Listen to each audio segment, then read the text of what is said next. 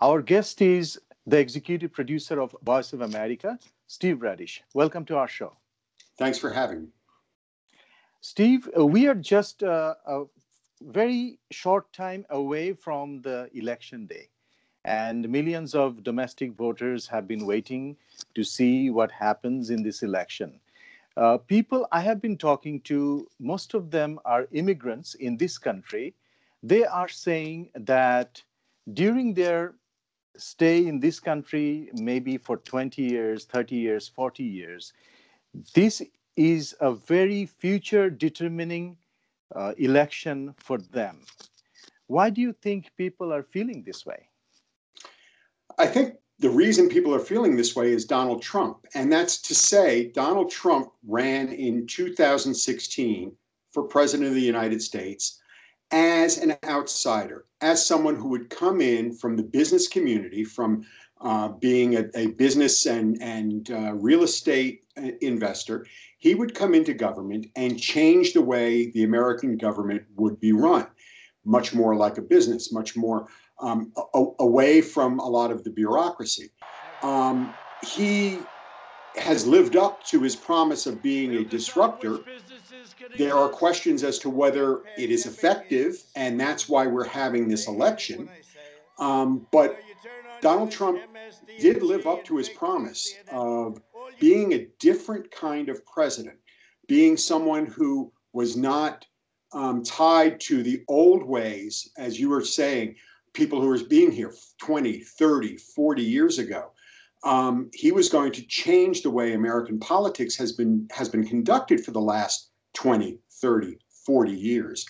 And as he was elected, he came into office and he upset the apple cart, so to speak, as we say here in America. He did things his way, very differently, broke a lot of the normal standards for both rhetoric and politics, and just the way he ran the government.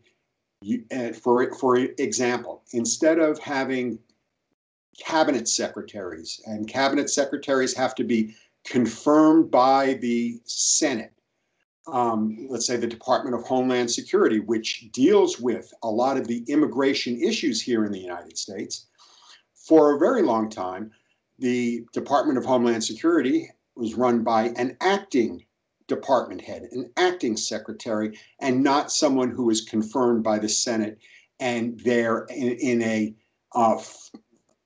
full-time with full-time responsibilities. So Donald Trump upended a lot of the ways politics and government was being run. So there's a concern as to whether or not that is going to continue. And that's why we're having this election, so that people every 4 years can make that decision as to whether we want politics going in this direction, or do we want it to go in a different direction? And also within the people's lifetime, probably this is the first time that people are voting in the middle of a pandemic. And so many people have already voted in advance. And do you think that is also playing a role in this election? Absolutely. This is I am stunned to see the kind of early vote, the absentee vote, the early vote. More than half of the vote totals from 2016. Right now, more than half have been already cast. And we still expect a very large turnout on Election Day, on November 3rd.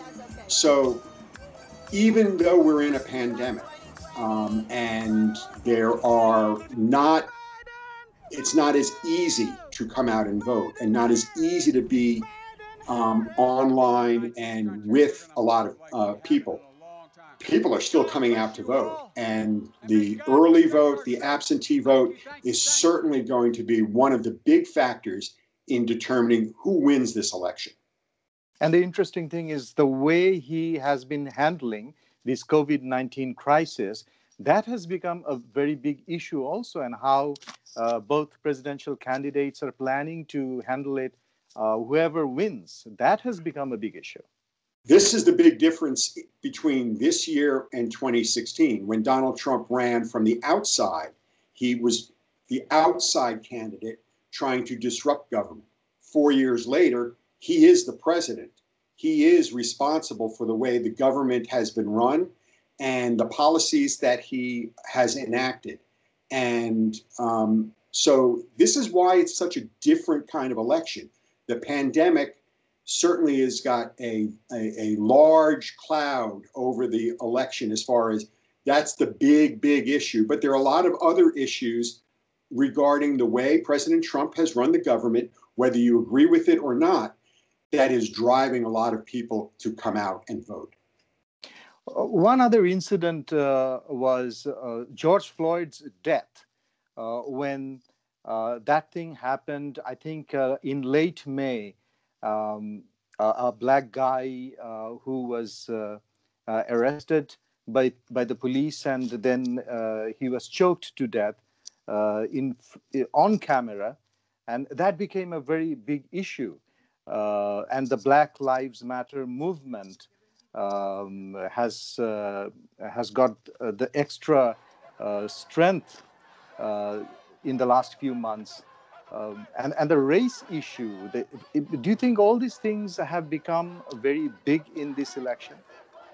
I think that the issues of racial injustice, you saw earlier before the pandemic, or as the pandemic was in its early days and the George Floyd killing happened.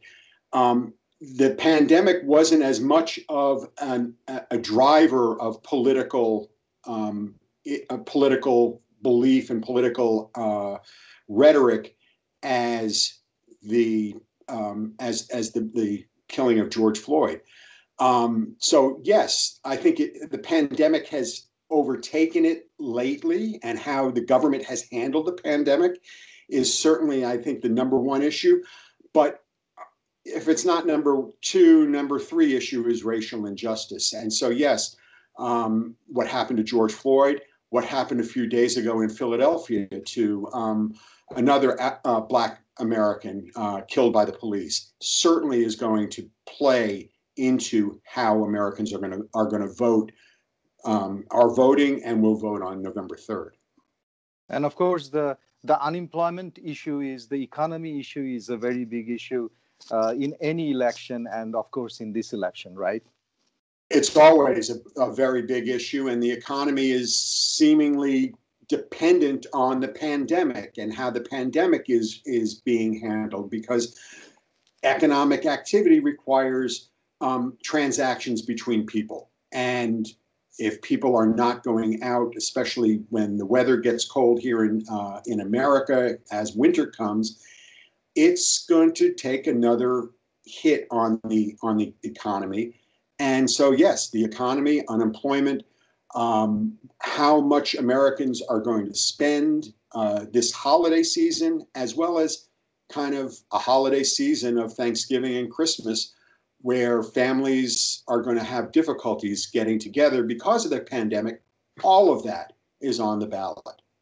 In any US election in modern history, we have seen that the TV debates before the election, the TV debate plays a vital role sometimes, a crucial role sometimes. And we have seen the TV debates between Biden and Trump twice. One of them was canceled, and there were supposed to be three. The TV debates, I'm sure everybody watched, and you watched as well. What do you think of the TV debates? Do you think that is going to be any factor in this election? I think the TV debates often, for most voters, they give you a sense of, okay, I have a better idea of who I like and who I don't like. It kind of solidifies people's impressions of the candidates. This year, there's a very small slice of undecided voters. The TV debates give both candidates an opportunity to reach as many, the most people as possible, The final debate was 55 million. The first debate was over 70 million people who are watching, voters. It's a very large audience. So yes, the debates really matter as far as being able to make an impression and being able to get the voter right there in his or her living room to identify with the candidate. And of course, the other interesting thing was how the debates were covered by media. The first one in which we saw Donald Trump being a little, I don't know how to, yes. And in the second one, there were more rules and regulations brought in. I think the microphones were switched off whenever the other person was talking. And how the media covered that's also interesting. In this country, sometimes you watch one channel and you are in one planet, you watch another channel, you're in another planet. You feel like that. What do you think of that? It's funny. I've been in other countries and felt the same way, where the news is coming from a specific perspective. You know, American journalism is supposed to be accurate, reliable, comprehensive, just the facts. And here's what this side is saying. Here's what this side is saying. Here's what that side is saying. And let's synthesize it, and you, the viewer, make the decision as to what to believe and how to believe. So yeah, there's our media, thanks to both cable television, satellite television, and now social media, has splintered into various different factions. And I think that as technology grows, the splintering is just going to become more and exponentially more. Just out of curiosity, do you think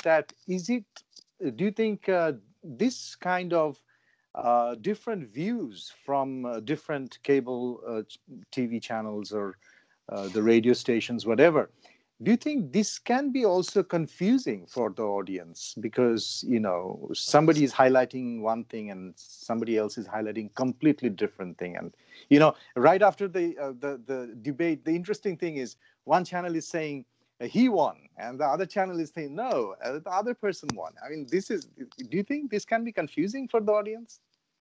I look at it as an opportunity for the viewer to be able to go to various different places, hear various different perspectives, and make decisions for themselves. Here at Voice of America, we pride ourselves on being reliable and accurate and comprehensive. And our audience knows that they're going to get factual reporting from Voice of America. When they go to other organizations, they pretty much know what they're going to get from there. And they can compare and make decisions. Always know that here we're going to give them the facts as best as we know them. So I think that actually it's a good thing for the audience to have multiple perspectives in which to be able to take in information and make decisions as to what is believable, what is not believable, what is factual, what is not factual. I believe in people understanding and making those decisions themselves. This Tuesday is the election day, and let's see what happens. And of course, we don't know whether we'll get a clear winner within next 24 hours on Wednesday. Right. Whether we'll get a clear winner in the weeks to come. So it's a lot of suspense in the air. I am excited. I've covered elections since 1976, and this is the most exciting election I have ever been a part of since 2000. And I'm looking forward to not just a cliffhanger type of night and a night where the news is going to change, but also, as someone who really likes politics and enjoys watching politics, I'm going to have fun too. Thank you so much, Steve, for your time today. Thanks so much for having me.